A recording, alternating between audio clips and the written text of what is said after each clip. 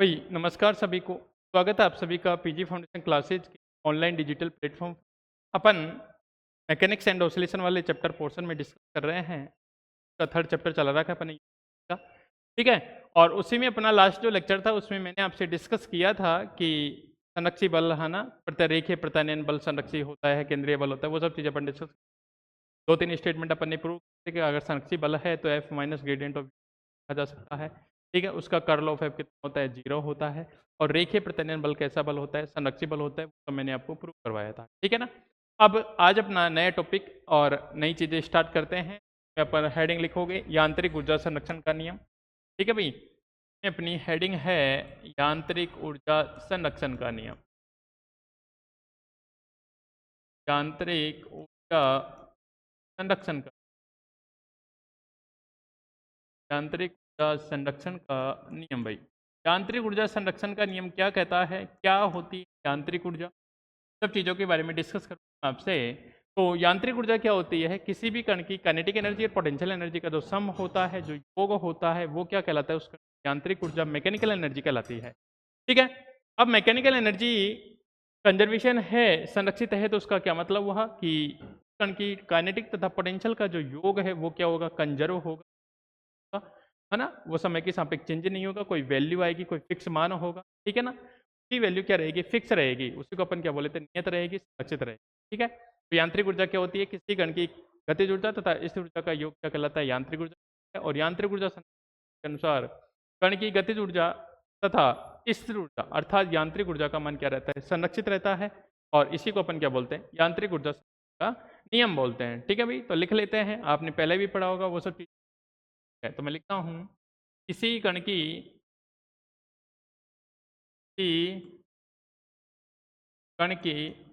गतिज ऊर्जा, की कण की गतिज ऊर्जा तथा ऊर्जा का योग, स्थितिज ऊर्जा का योग, की कण की गतिज ऊर्जा तथा स्थिर ऊर्जा का योग कण की यांत्रिक ऊर्जा कहलाता है। कण की यांत्रिक ऊर्जा कहलाता है। इसको टोटल एनर्जी भी बोल सकते हो आप, ठीक है भाई, कहलाती है, यांत्रिक ऊर्जा कहलाती है, ठीक है भाई। यांत्रिक ऊर्जा संरक्षण के नियम के अनुसार यांत्रिक ऊर्जा संरक्षण के नियम के अनुसार, संरक्षण के अनुसार यांत्रिक ऊर्जा संरक्षण के अनुसार भाई क्या बोलता है, यांत्रिक ऊर्जा कंजर्वेशन, ठीक है। यांत्रिक ऊर्जा संरक्षण कण की गतिज ऊर्जा, कण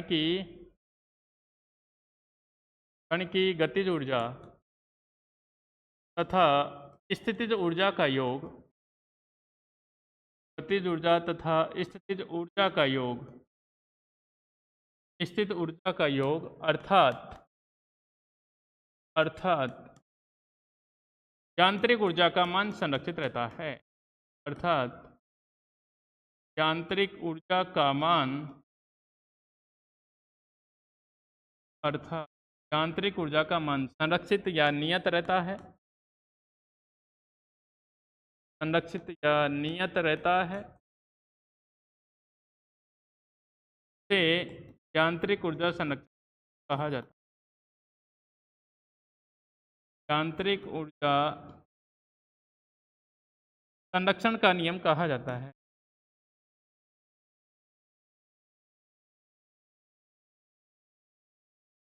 जिसे यांत्रिक ऊर्जा संरक्षण का नियम कहा जाता है, ठीक है भाई। यांत्रिक ऊर्जा बोले तो काइनेटिक प्लस पोटेंशियल, और काइनेटिक प्लस पोटेंशियल का जो सम होता है वो क्या होता है, रहता है, संरक्षित रहता है, उसी को अपन क्या बोलते हैं, यांत्रिक ऊर्जा संरक्षण का नियम कहते हैं। अर्थात कण की यांत्रिक ऊर्जा, अर्थात कण की यांत्रिक ऊर्जा इक्वल टू होता है गतिज ऊर्जा प्लस, क्या होता है भाई, गतिज ऊर्जा प्लस कितना, स्थितिज ऊर्जा। मतलब टोटल यांत्रिक को ई से लिखूं मैं तो ये कितना बन जाएगा, काइनेटिक प्लस कितना, पोटेंशियल बन, काइनेटिक प्लस कितना पोटेंशियल बन जाएगा। ठीक है, जो क्या होता है कांस्टेंट होता है भाई, ऐसे लिख दूं मैं अगर तुम्हें, काइनेटिक प्लस कितना पोटेंशियल इक्वल टू, ठीक है भाई, और इसी को अपन बोलते हैं यांत्रिक ऊर्जा का नियम बोलते हैं भाई। ठीक है, यांत्रिक ऊर्जा संरक्षण का क्या बोलते हैं नियम। एग्जांपल देके भी समझा सकता हूँ, जैसे अपन ने कोई मास है एमएस का पार्टिकल है, उसको पृथ्वी की धरातल से ऊपर की ओर, जब वो अर्थ के धरातल पे था तो उसको उसका पोटेंशियल हाइट के कारण कितना, जीरो पोटेंशियल, टोटल जैसे फेंका तो सारी की सारी क्या रहेगी, काइनेटिक एनर्जी रहेगी। लेकिन जैसे जैसे वो ऊपर की ओर जाएगा तो हाइट के कारण पोटेंशियल एनर्जी का मान बढ़ता है और ग्रेविटेशनल के कारण वेलोसिटी उसकी होती जाती है, धीरे कम होती जाती है। तो मतलब पोटेंशियल तो बढ़ रहा है, पोटेंशियल एनर्जी तो बढ़ रही है, लेकिन काइनेटिक एनर्जी क्या हो रही है, उसकी कम हो रही है। ठीक है, तो मतलब काइनेटिक कम हो गई तो पोटेंशियल बढ़ गई, और पोटेंशियल कम हुई तो काइनेटिक बढ़ गई। दोनों का मान क्या हो गया, योग क्या होता है, फिक्स वैल्यू होती है, नियत वैल्यू होती है। इसी को अपन क्या बोलते हैं, यांत्रिक ऊर्जा संरक्षण का नियम बोलते हैं। ठीक है भाई, ये नियम पढ़ना अपनी कोई बड़ी बात नहीं है, पहले भी पढ़ा हुआ है, सब चीज़ें अपन को पता है। अपना एक बड़ा क्वेश्चन है जो एग्जाम में पूछा जाता है, उस क्वेश्चन को यहाँ पे प्रूव करना है।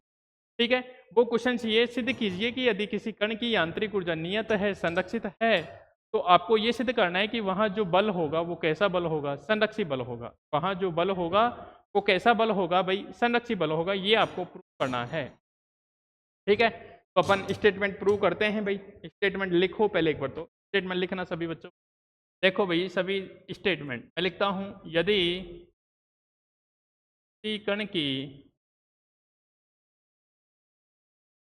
किसी कण की यांत्रिक ऊर्जा यदि किसी कण की यांत्रिक ऊर्जा का मान,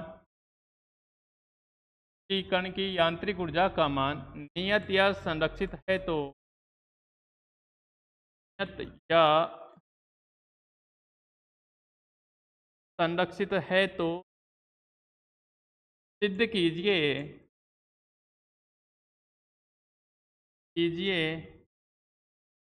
कि कण पर लगने वाला बल, कि कण पर लगने वाला बल संरक्षी बल होगा, संरक्षी बल होगा। कण पर लगने वाला बल कैसा होगा भाई, कंजर्वेटिव फोर्स का, ये आपको प्रूव करना है। ये आपका स्टेटमेंट क्या है भाई, फिर से देख लीजिए। यदि किसी कण की यांत्रिक ऊर्जा का मान नियत या संरक्षित है तो सिद्ध कीजिए कि कण पर लगने वाला बल कैसा होगा, संरक्षी बल होगा। मतलब जो पार्टिकल है अगर की मैकेनिकल एनर्जी कंजर्व है तो पार्टिकल क्या करेगा, कंजर्वेटिव फोर्स में क्या करेगा, मोशन करेगा, मतलब गति करेगा, उस पर लगने वाला क्या रहेगा, कंजर्वेटिव फोर्स होगा। इन सब चीज़ों की बातें कर लेते हैं अपन। ठीक है, तो अपन बात कर लेते हैं देखा सॉल्यूशन के लिए। मान लेता हूँ माना एम मास का कोई पार्टिकल है, वी वेलोसिटी से, मैं मान लेता हूँ माना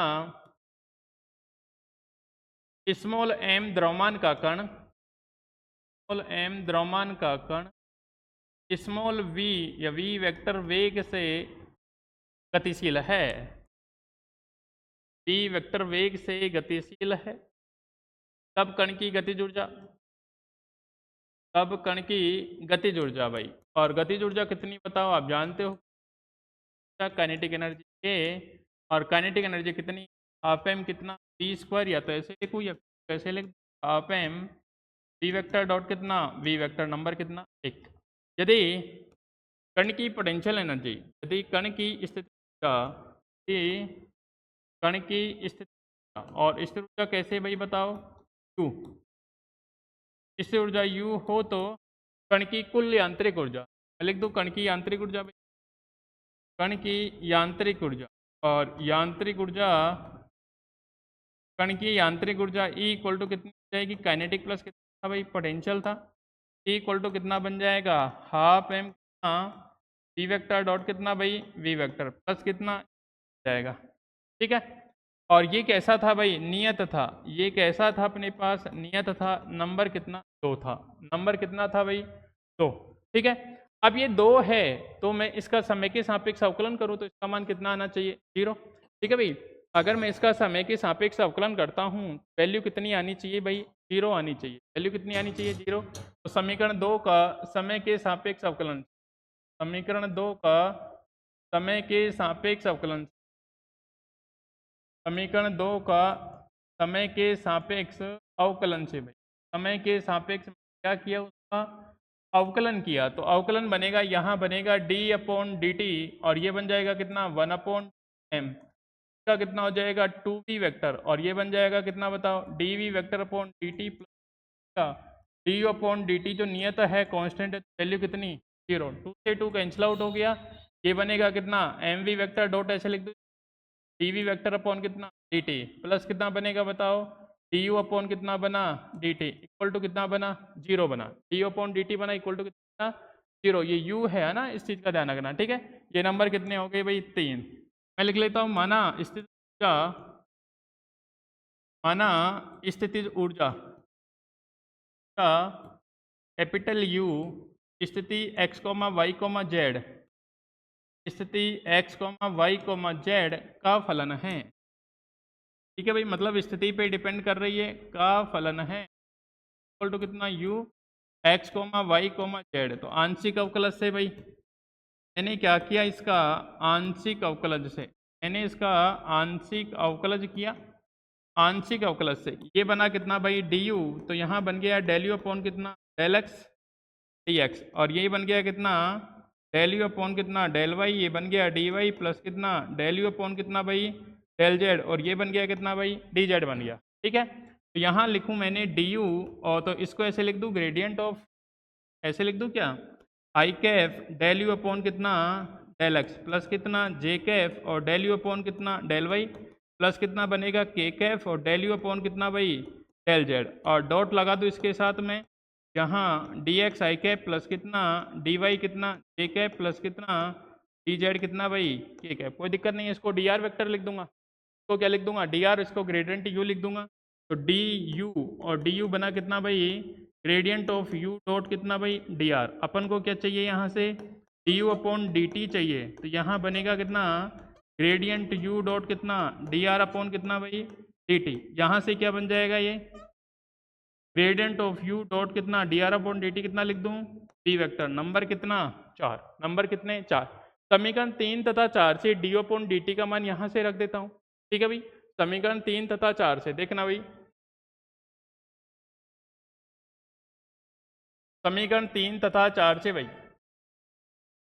समीकरण 3 तथा 4 से भाई, 3 तथा 4 से मैंने क्या किया, मुझे यहाँ क्या चाहिए था भाई, यहाँ अपने पास था एम वी वेक्टर डॉट कितना बताओ डी वी वेक्टर अपॉन कितना था डी टी, ठीक है, प्लस कितना यहाँ वैल्यू कितनी बन जाएगी बताओ D U upon D T की ग्रेडियंट यू डॉट वी, यहाँ बनेगा अपना ग्रेडियंट यू डॉट कितना वी वेक्टर इक्वल टू, यहाँ अपने पास v वेक्टर है ना, a dot B equal to B dot A होता है, तो डी वी अपॉन कितना डी टी प्लस बन गया कितना ग्रेडियंट ऑफ u और डॉट बनेगा कितना भाई v वेक्टर। अब देखो भाई v वेक्टर तो या तो v वेक्टर 0 या ये 0, v वेक्टर 0 पॉसिबल नहीं है क्योंकि काइनेटिक एनर्जी जाएगी 0, तो मैं मान लेता हूँ चूंकि v वेक्टर तो नॉट इक्वल टू क्या होगा 0, 0 किसका होना पड़ेगा इसको m, ये बनेगा D V upon D T plus कितना बनेगा ग्रेडियंट ऑफ कितना u इक्वल टू 0, ठीक है, क्योंकि ए वेक्टर इक्वल टू कितना होता है बताओ डी वी वेक्टर अपॉन कितना होता है डी टी,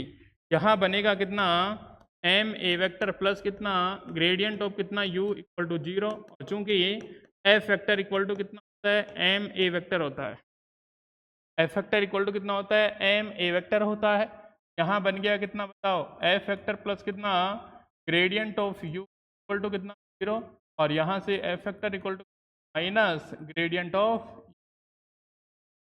मतलब फोर्स जो होगा उसको अदिश स्थिर ऊर्जा की ऋणात्मक अदिश प्रवणता के रूप में लिखा जा सकता है, मतलब फोर्स कैसा है कंजर्वेटिव फोर्स है संरक्षी बल, ठीक है भाई, ये पहले पढ़ चुके हैं अपन। अगर संरक्षी बल है तो उसे स्थिर ऊर्जा की ऋणात्मक अदिश प्रवणता के रूप में लिखा जा सकता है, अतः एफ वेक्टर एक संरक्षी बल होगा, अतः एफ वेक्टर एक संरक्षी बल होगा भाई। अच्छा क्वेश्चन है एग्जाम में पूछ कर दिया मैंने, ठीक है भाई, अतः एफ वेक्टर क्या होगा, एफ वेक्टर अपना क्या होगा संरक्षी बल होगा, कंजर्वेटिव फोर्स हो, ये चीजें थी अपनी, ठीक है भाई। अब अपन इसके बाद नेक्स्ट टॉपिक की तरफ बढ़ते हैं भाई, यहाँ तक अपना काफी क्वेश्चंस हो गए, काफी क्वेश्चन करवाए हैं जो स्टेटमेंट प्रूफ एग्जाम में आते हैं और आएंगे भी एग्जाम में, ठीक है। अब अपन ग्रेविटेशनल की तरफ बढ़ते हैं। ग्रेविटेशनल वाला पोर्शन है अपने पास यहाँ, ठीक ठाक है पोर्शन, कंप्लीट ही है। उसके बाद अपन इलेक्ट्रोस्टैट भी पढ़ेंगे इसी चैप्टर में, ठीक है। तो अपन ग्रेविटेशनल की चर्चा कर लेता हूँ आपसे, ठीक है। तो नेक्स्ट चलता हूँ मैं ग्रेविटेशनल की तरफ। ग्रेविटेशनल में हेडिंग लिखेंगे आप गुरुत्वाकर्षण का बल या गुरुत्वाकर्षण का नियम, ठीक है भाई। गुरुत्वाकर्षण नियम लिखो, गुरुत्वाकर्षण बल लिखो, एक ही बात है गुरुत्वाकर्षण, ठीक है। तो सबसे पहले तो गुरुत्वाकर्षण नियम होता क्या है तुमने पढ़ लिया होगे भाई। दो मास पार्टिकल m1 m2 r दूरी पे रखे हैं, लगने वाला फोर्स का फॉर्मूला ये होता है, ठीक है। ऐसे कूलाम के लिए पढ़ लिया होगा, Q1 Q2 दो चार्ज हैं, एक दूसरे से r दूरी पे रखे हैं, तो लगने वाला फोर्स ये होगा। मतलब कोई जाना नहीं आपने, मैं कंपेयर करके बताता हूँ दोनों, फिर अपन थोड़ी चर्चा करेंगे, ठीक है। आपने देखो फॉर्मूला तो मैं भी जानता हूँ तुम्हारी तरह, फॉर्मूला ये होता है कितना बताओ, जी m1 m2 अपॉन कितना r स्क्वायर, और यहाँ होता है माइनस आर कैप अगर वेक्टर फॉर्म में लिखो। इसी प्रकार तुमने कूलाम का देखा होगा, एफेक्टेड के Q1 Q2 अपॉन कितना r स्क्वायर, यहाँ जाता है प्लस माइनस आर कैप, ठीक है भाई। तुमने देखा होगा या टीचर ने आपको बोला होगा, आपके जो सर पढ़े हुए हैं आप उनसे 11th-12th का, तो उन्होंने बोला होगा कि ये जो फोर्स होता है हमेशा आकर्षण होता है, हमेशा कैसा होता है बताओ, आकर्षण होता है। और इसको बोला होगा कि ये आकर्षण के साथ साथ क्या होता है, आकर्षण भी होता है और उसके साथ साथ क्या होता है बताओ, प्रतिकर्षण भी होता है, दोनों टाइप का होता है। मैं आपसे पूछता हूँ ऐसा क्यों होता है, मैं आपसे पूछता हूँ भाई ऐसा क्यों पॉसिबल है। तो बोल रहे हो कि ये तो सर अट्रैक्शन ही होता है, ये अट्रैक्शन के साथ साथ रिपल्सन भी होता है। किसी के पास कोई जवाब है, किसी के पास कोई जवाब है क्या? नहीं सर, हमको तो सर ने बोला था, ऐसे ही पढ़ाया था कि अट्रैक्शन होगा और गुरुत्वाकर्षण में आकर्षण आ रहा है इसलिए आकर्षण, और इसमें रिपल्सन आ रहा है कहीं, वो तो कूलम्ब फोर्स है, ठीक है भाई। देखो मैं बता देता हूँ उसकी पहली बात तो इतना समझना कि ये क्या है, ग्रेविटेशनल फोर्स है, तो आकर्षण है ना, हमेशा आकर्षण होगा क्यों, नाम में ही आकर्षण है, ठीक है। पहली बात तो ये समझना। दूसरी बात ये समझना कि मास हमेशा कैसा होता है भाई, पॉजिटिव होता है। मास हमेशा पॉजिटिव, ये भी कैसा होता है, पॉजिटिव। पॉजिटिव पॉजिटिव एक ही सेम नेचर के हैं, इनकी केवल एक ही नेचर पॉजिटिव है, जो कैसा आता है माइनस आर कैप आता है। और अट्रैक्शन है मतलब दूसरे पार्टिकल को अपनी ओर क्या करेगा, खींचेगा, मतलब माइनस आर कैप डायरेक्शन आएगी, दूर की ओर होती है प्लस आर कैप, खुद की ओर होती है माइनस आर कैप, ठीक है। क्यों भाई अट्रैक्शन क्यों होता है, क्यों मास का सिंगल और सिंगल नेचर होता है, पॉजिटिव नेचर होता है, मास का नेगेटिव नेचर पॉसिबल नहीं है, मास की वैल्यू नहीं हो सकती, इसलिए पॉजिटिव पॉजिटिव एक ही नेचर पॉसिबल। यहाँ चार्ज के दो नेचर हैं, हो सकता है चार्ज प्लस हो सकता है चार्ज माइनस हो, इसके दो पेयर बनते हैं, प्लस प्लस वाला है ना और प्लस माइनस वाला, मतलब समान समान के और असमान असमान वाले, ठीक है ना। समान समान मतलब प्लस माइनस, माइनस प्लस कैसे भी हो सकते हैं, फिर समान समान के प्लस प्लस माइनस माइनस। तो दो नेचर होने के कारण यहाँ दो टाइप के फोर्स आते हैं, एक अट्रैक्शन और एक रिपल्सन आता है। अब आप बोलते हो सेम चार्ज में रिपल्सन होता है अपोजिट, और अपोजिट चार्ज में क्या होता है, अट्रैक्शन होता है। आपने पढ़ी, मैं ज़्यादा चर्चा नहीं करूँगा उस चीज़ की। तो मैं तो यही बताना चाह रहा हूँ कि ये ओनली अट्रैक्शन होता है, ये अट्रैक्शन के साथ साथ रिपल्सन भी होता है। चलो ठीक है। एक तुमने पढ़ा होगा कि इसको अपन बोलते हैं, जी को सार्वत्रिक गुरुत्वाकर्षण नियतांक बोलते हैं, सार्वत्रिक गुरुत्वाकर्षण नियतांक बोलते हैं, ठीक है भाई, सार्वत्रिक गुरुत्वाकर्षण नियतांक बोलते हैं। मैं आपसे पूछता हूँ अगर इसको मैं गुरुत्वाकर्षण नियतांक लिखूँ या फिर नियतांक लिखूँ तो दिक्कत है। और इसको तुमने बोला होगा कि ये तो क्या है, कोई नियतांक है, तो बोला होगा ये क्या है, नियतांक के इक्वल टू 9 × 10⁻⁹। इसको सार्वत्रिक क्यों नहीं लिखा ये बताओ, तो सार्वत्रिक क्यों नहीं लिखा, और बुक में भी लिखा देखा होगा, यहाँ कहीं सार्वत्रिक नहीं होता, लेकिन ग्रेविटेशनल के साथ जी के साथ लिखा होता है सार्वत्रिक गुरुत्वाकर्षण नियतांक। और जिसकी वैल्यू की अगर बात करूँ तो मैं होती है 6.7 10⁻⁻ कितना -11, और ये के इक्वल टू कितना होता है 1/4 पाई कितना होता है भाई, एप्सिलॉन नॉट होता है। ये सब चीज़ें आती हैं, ठीक है। कभी नहीं दिया ध्यान लेके, ध्यान कैसे देंगे, तो लिखा है पढ़ा दिया, सब चल रहा है ना, कुछ भी लिखा है बुक के अंदर, ठीक है। मैं बता देता हूँ भाई, इसको सार्वत्रिक लिखने के पीछे क्या है, सार्वत्रिक लिखने के पीछे ये है कि इसका ऑल स्पेस कहीं भी है ना, कहीं भी सब जगह मान क्या होता है, सेम होता है। ऑल जगह की वैल्यू कितनी होती है 6.7 10⁻⁻ कितना -11। मीडियम पे डिपेंड नहीं करता है, मीडियम पे डिपेंड नहीं करता है, कोई सी मीडियम में जाओ कैसे भी जाओ, वैल्यू हमेशा क्या रहेगी, फिक्स रहेगी सभी जगह। इसको बोलते हैं सार्वत्रिक यूनिवर्सल बोलते हैं। लेकिन इसकी वैल्यू क्या होती है, मीडियम के साथ चेंज हो जाती है। ये एप्सिलॉन नॉट है, अभी मान लो ये मीडियम में आ जाएगा तो 1 कितना हो जाएगा एप्सिलॉन, और एप्सिलॉन को कैसे लिखते हैं अपन, एप्सिलॉन आर एप्सिलॉन, चेंज होगी। ये मीडियम पे डिपेंड करता है, जबकि ये मीडियम पे डिपेंड नहीं करता, इसकी वैल्यू चेंज हो जाएगी, इसकी वैल्यू चेंज नहीं होती, इसलिए इसको सार्वत्रिक बोल दिया, सभी जगह समान होती है, ठीक है। और अगर इसकी रेंज की बात करूं तो रेंज कितना होता है, आर टेंस टू कितना भाई, infinite. R tends to infinite पे कितना होगा, 0 होगा। इनफाइनाइट तक इसकी रेंज होती है और इसकी भी कितनी होती है, इनफाइनाइट ही होती है। आर टेंस टू कितना, इनफाइनाइट, तब एफ टेंस टू कितना बनेगा, 0 होगा। मतलब इनफाइनाइट पे क्या होगा, 0 होगा। इनफाइनाइट पे क्या होगा। बाकी बहुत सी चीज़ें हैं, लेकिन काम की चीज़ें पास यही है जो मैंने बता दी, बाकी चीज़ें बहुत डिटेल है। उसके बाद फोर्स कैसे लगता है, मान लो दो मास पार्टिकल हैं, तुम बैठे हो भाई दोनों एक दूसरे से 1 मीटर 5 मीटर, तुमने कभी फील किया कि तुम्हारे बीच में कोई फोर्स लग रहा है, ठीक है, कभी ऐसा लगा कि ये मुझे पकड़ के खींच रहा है, मैं इसकी तरफ खींचा चला जा रहा हूँ, ऐसा हुआ कभी, फील नहीं किया, क्यों नहीं किया, सब चीज़ों के पीछे बहुत बड़ा है ना। तो वो सब कैसे होता है, क्या होता है भाई, फोर्स सबके बीच लगता है। जो भी दो मास पार्टिकल होते हैं फोर्स लगता है, चार्ज पार्टिकल होते हैं फोर्स लगता है।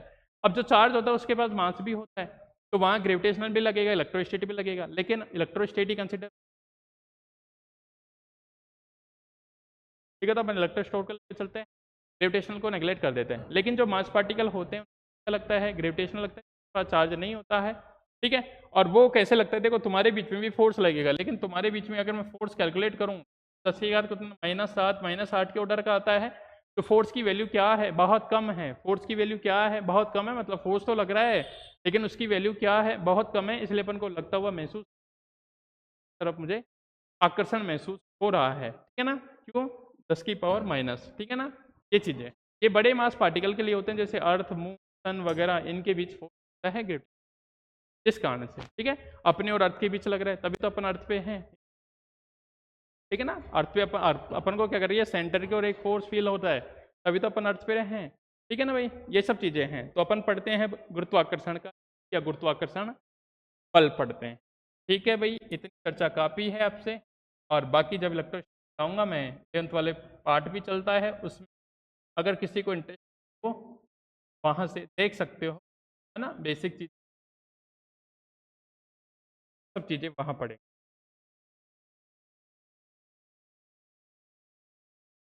हाँ भाई, चले तो अपन गुरुत्वाकर्षण का नियम तो लिखो भाई, गुरुत्वाकर्षण, ठीक है। न्यूटन के गुरुत्वाकर्षण के अनुसार, न्यूटन के गुरुत्वाकर्षण के नियम के अनुसार, न्यूटन के गुरुत्वाकर्षण नियम के अनुसार तो पिंड या द्रव्यमान, तो पिंडों के मध्य लगने वाला गुरुत्वाकर्षण बल,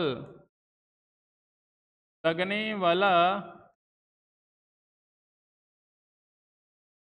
वाला गुरुत्वाकर्षण बल उनके द्रव्यमानों के गुणनफल के समानुपाती, उनके द्रव्यमानों के गुणनफल के समानुपाती, के द्रव्यमानों के गुणनफल के समानुपाती, जबकि बीच की दूरी, जबकि बीच की दूरी के वर्ग के व्युत्क्रमानुपाती, की बीच की दूरी के वर्ग के व्युत्क्रमानुपाती का है, ठीक है भाई। ये ग्रेविटेशनल का नियम है, दो पिंडों, हाँ मास पार्टिकल है, ये मध्य लगने वाला गुरुत्वाकर्षण बल उनके द्रव्यमानों के गुणनफल के समानुपाती, उनकी के वर्ग के व्युत्क्रमानुपाती होता। मान लेता हूँ, माना दो पिंड जिनके द्रव्यमान, माना दो पिंड जिनके द्रव्यमान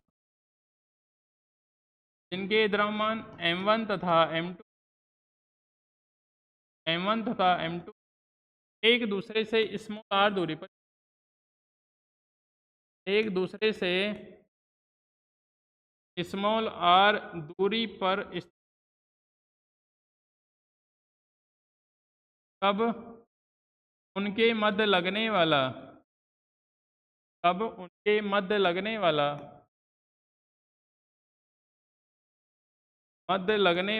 गुरुत्वाकर्षण बल,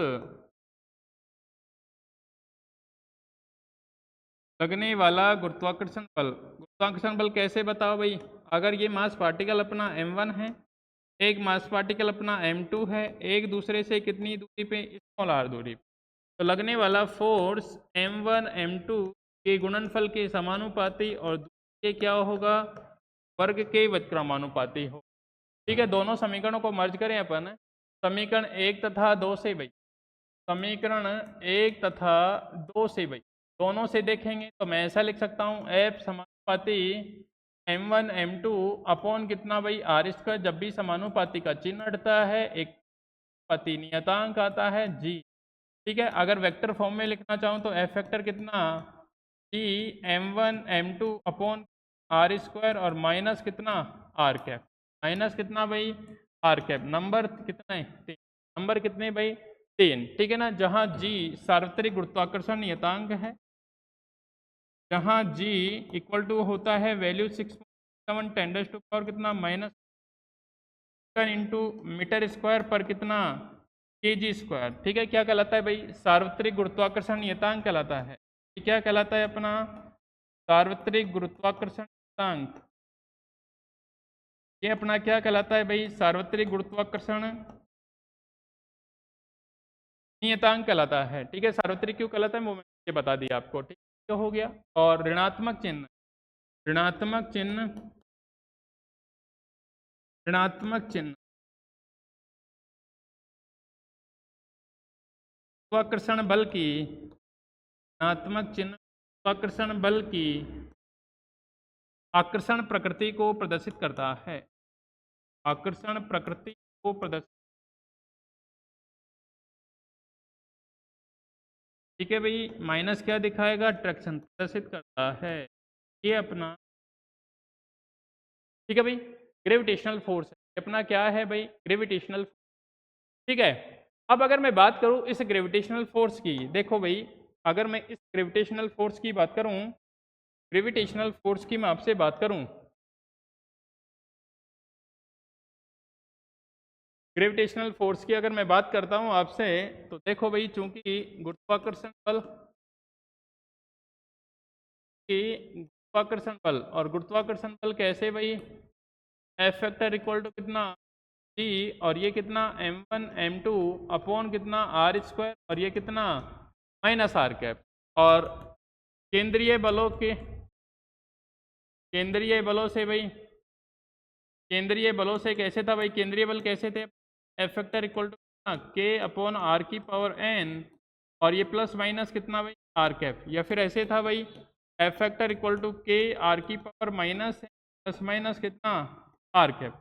अब अगर इसकी बात करूं मैं तो मैं मान लेता हूं इसमें, माना देखना भाई, माना के इक्वल टू कितना बताओ जी m1 m2, जी m1 m2 तो एफ फैक्टर इक्वल टू कितना बन जाएगा के अपॉन कितना आर स्क्वायर और माइनस कितना आर कैप, या फिर ऐसे बन जाएगा एफ फैक्टर के आर की पावर माइनस 2 आर कैप। तो ये फोर्स कैसा है केंद्रीय बल है, तो गुरुत्वाकर्षण बल भी कैसा बल हो गया केंद्रीय बल हो गया। ये भी क्या आ गया भाई केंद्रीय बल, तो लिख दो अतः गुरुत्वाकर्षण बल भी क्या है केंद्रीय बल है, अतः गुरुत्वाकर्षण क्या है भाई केंद्रीय बल है। मैं लिख देता हूं यहाँ अतः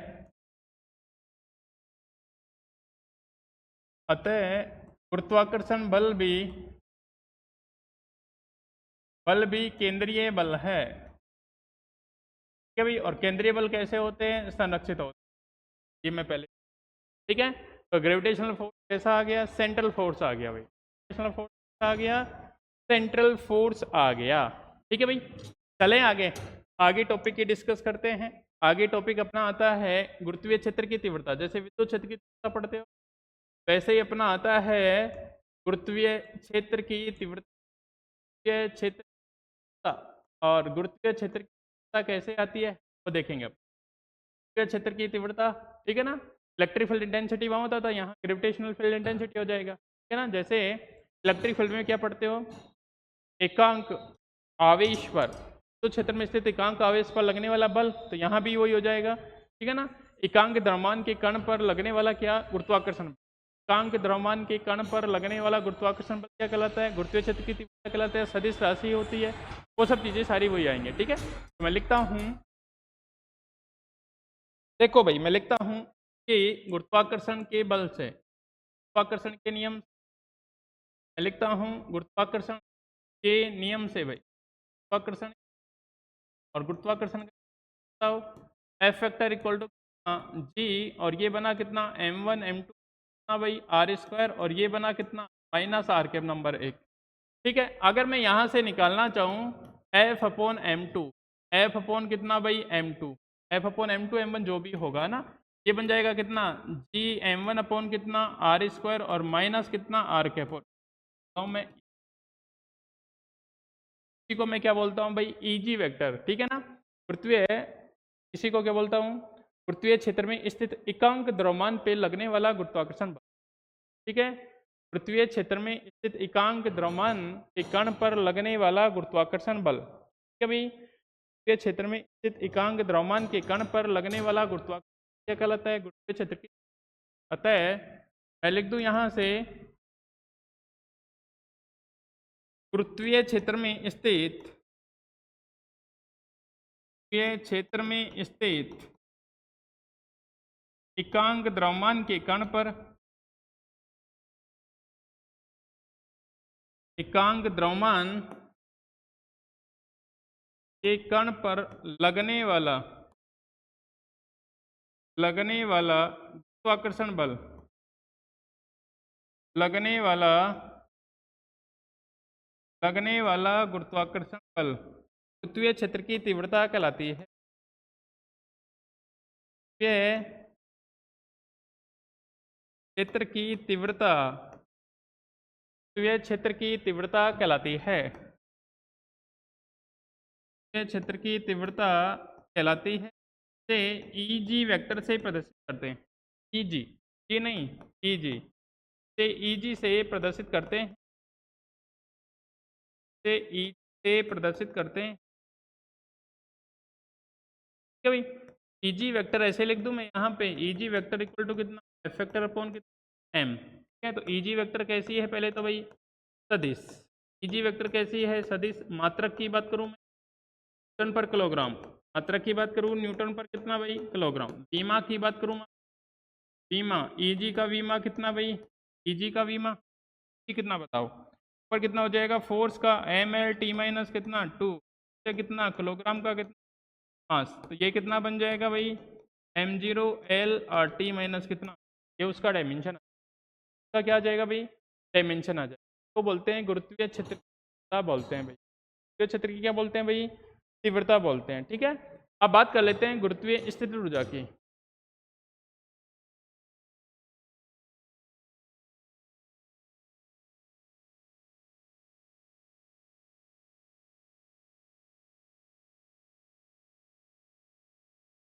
क्या भाई लिखते लिखते चलो आराम आराम से करवाते हैं, चलो दो आराम से बिल्कुल आराम से चलो लिखो भाई स्थिति ये gravitational potential energy, gravitational potential energy. ठीक है, तो अपन वही बात करते हैं, माना m1 तथा m2, माना m1 तथा m2 द्रव्यमान के दो कण एक दूसरे से r दूरी पर स्थित,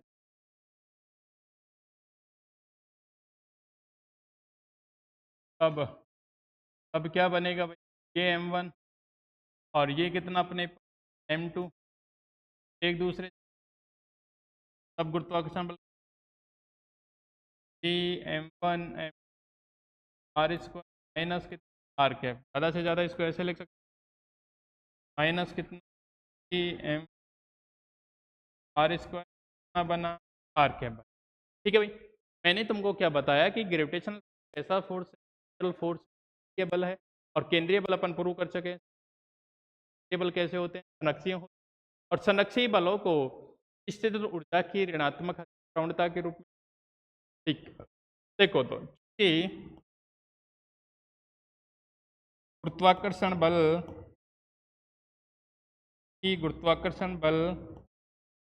एक केंद्रीय बल है, एक केंद्रीय बल है तथा केंद्रीय बल संरक्षी तथा केंद्रीय बल संरक्षी बल होते हैं। केंद्रीय बल होते, अतः गुरुत्वाकर्षण बल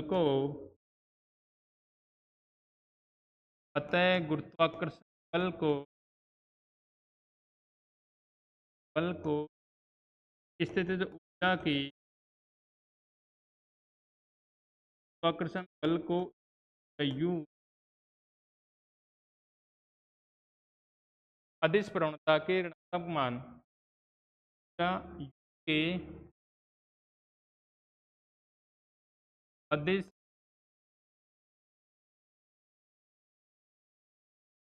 ऋणात्मक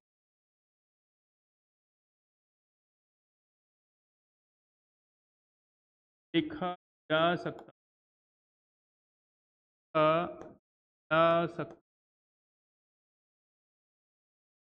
ठीक है भाई।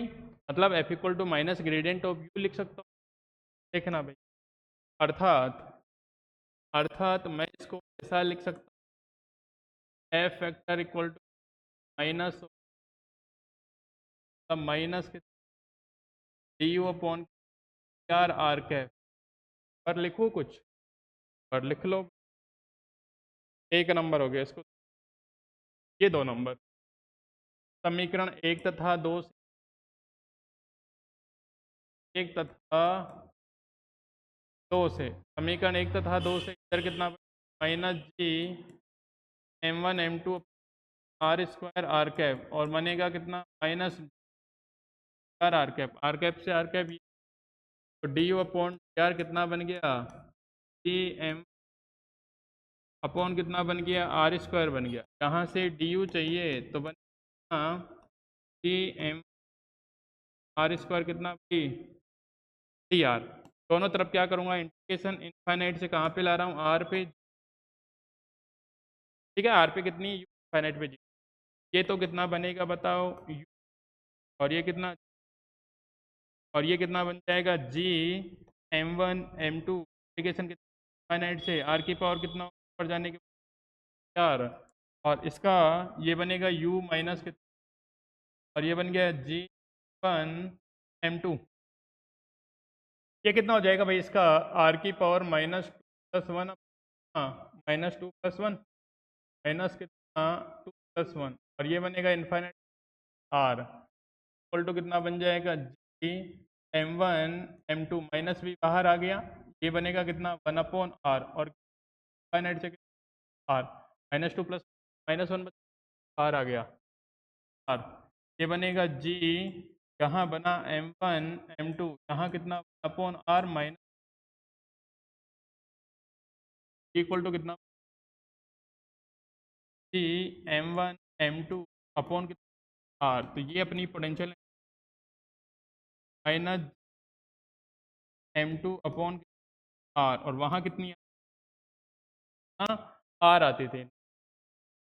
ये अपनी पोटेंशियल एनर्जी कि भाई ग्रेविटेशनल पोटेंशियल एनर्जी। लिख दो भाई इसको एक बार, फिर अपन आगे की तरफ और चलेंगे।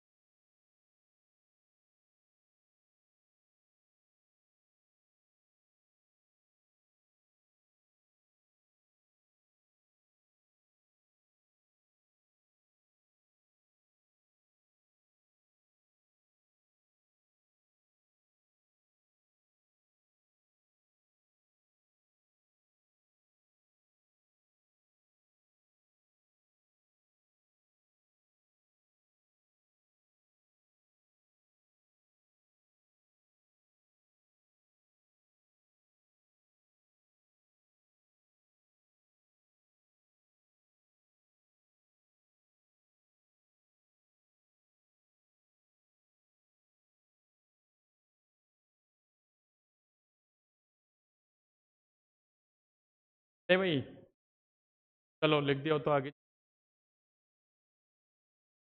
है भाई, ये क्या आ गई, स्थिर ऊर्जा आ गई। ठीक, आगे की बात करते हैं।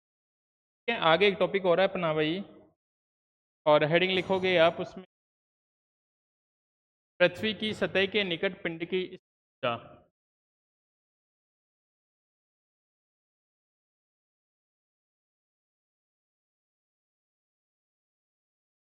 सतह के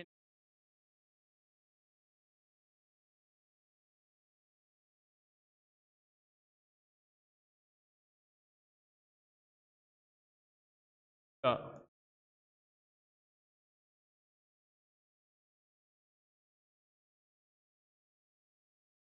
पोटेंशियल एनर्जी निकालनी है अपन को। अपन मान लेंगे भाई, है ना, माना पृथ्वी का मास कितना, कैपिटल एम, या कितनी आर, इसकी सतह पार्टिकल मास,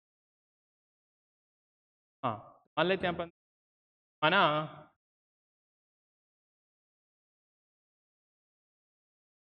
पृथ्वी का द्रव्यमान, माना पृथ्वी का द्रव्यमान कैपिटल एम का त्रिज्या है,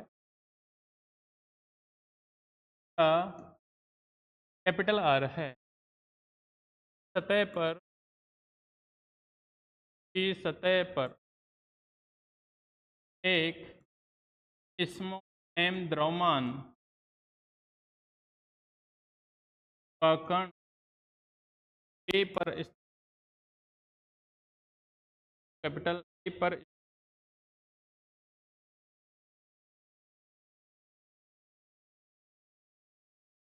कैपिटल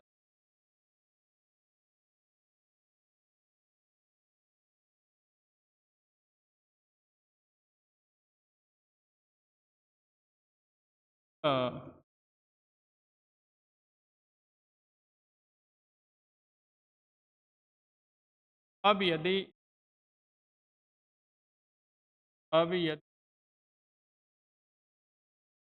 पृथ्वी सतह से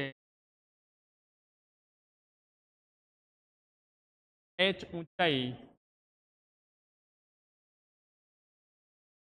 एच ऊंचाई पर इस बी पर ले जाया जाता है,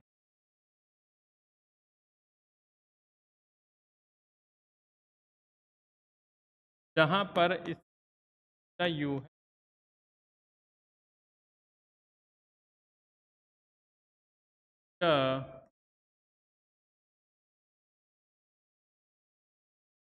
ने कैसे माना, अपन ने कुछ ऐसे माना, देखो भाई अपनी ये धरती माता है भाई, तुम एम मास, अपनी धरती माता, अरे नहीं ये क्या है भाई, यहाँ से यहाँ तक इसकी क्या है, यहाँ मैंने क्या मान रखा है, एक पार्टिकल है, ठीक है, और ये पॉइंट को नाम दे दिया।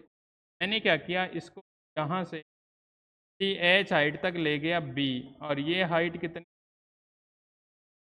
ठीक है, अगर टोटल की बात करूँ यहाँ से लेके आर प्लस एच हो, ठीक है, सेंटर से लेके ये मैं यहाँ से उठा के यहाँ, तब उस कंडीशन में अपन इसकी बात करेंगे, पोटेंशियल एनर्जी की बात करते हैं, ठीक है।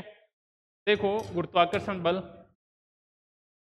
अतः पृथ्वी द्वारा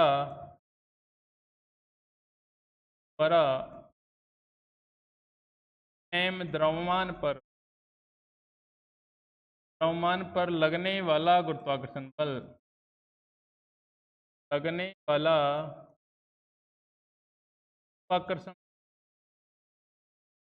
लगने वाला गुरुत्वाकर्षण बल F equal to minus G capital M small, और ये कितना है बता, आर स्क्वायर, आर नहीं स्मॉल रख लेते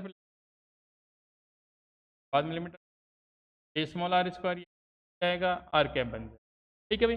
ये कितना है अपना फोर्स है, ग्रेविटी कितना है, ठीक है। अब देखो भाई, चूंकि अगर अपन F इक्वल टू कितना बताओ, एम ए वेक्टर, तो ए वेक्टर कितना बताओ, एफ अपॉन एम, यहाँ क्या पढ़ना पड़ेगा, C capital M upon capital R आएगा यहाँ, ठीक है। ये अपना ग्रेविटेशन के त्वरण आ जाएगा, इसका मान आगे यूज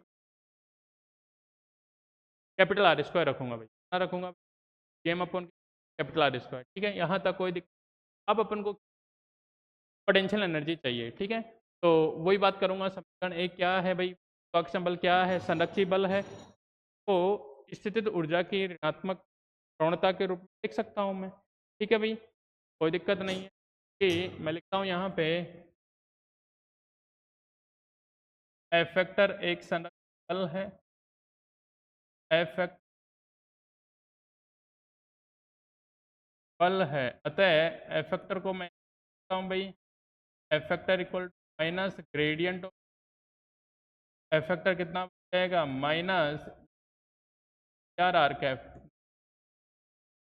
समीकरण 1 तथा 3, समीकरण 1 तथा भाई किस 3 से 2 बराबर कर देता हूँ, ये minus G capital M small m और इधर कितना आर स्क्वायर कितना आर कैप जाएगा minus are cap, r cap से आर कैप, ये यहाँ से डी आर की वैल्यू बन जाएगी capital M upon are square. अपन को डी यू चाहिए, ये बन जाएगा G capital M small are square कितना यार, दोनों तरफ क्या कर दूंगा इंटीग्रेशन लिमिट, आर से कितना आर प्लस एच और ये कितना नॉट, ये कितना भाई बताओ यहाँ यू नॉट और यहाँ कोई दिक्कत है?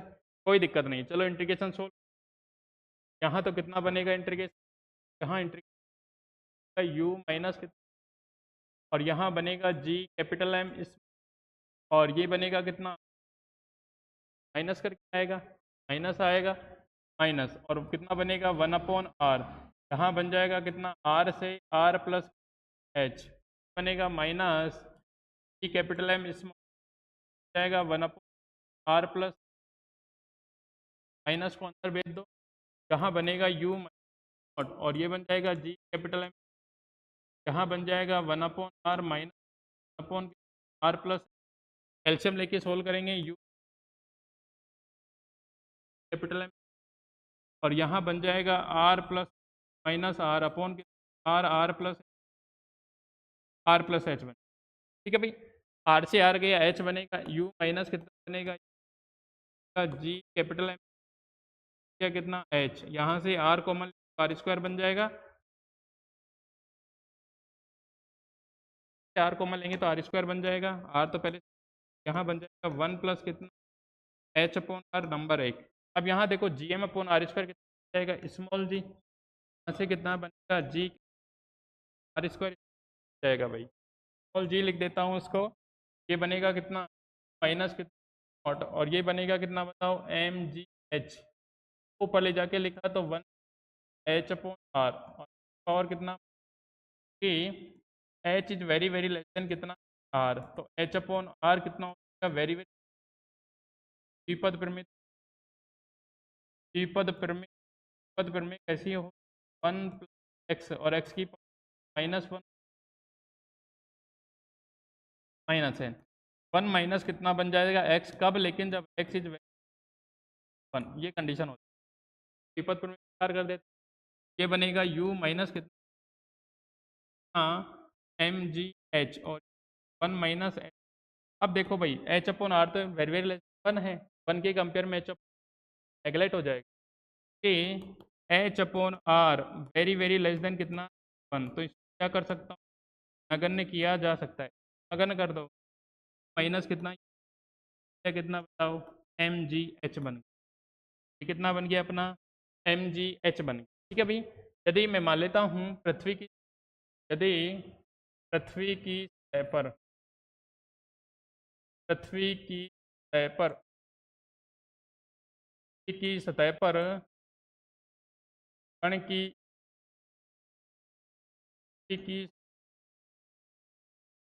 और इसका यू नॉट इक्वल टू कितना बन जाएगा यहाँ एम जी, ये एनर्जी आएगी अपनी। ठीक है भाई, लिख दो इसको भी,